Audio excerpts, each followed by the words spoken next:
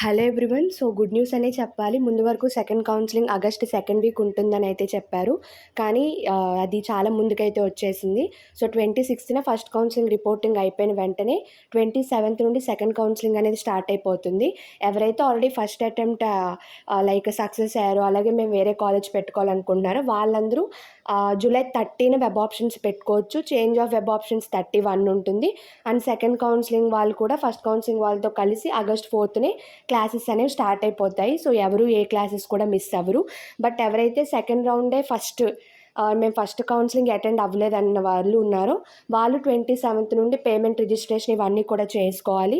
దాని మీద పూర్తిగా నేను క్లారిటీగా వీడియో అయితే చేశాను. ఆ వీడియో కూడా విజిట్ చేయండి, ప్రాసెస్ అనేది ఎలా ఉంటుంది అని చెప్పి.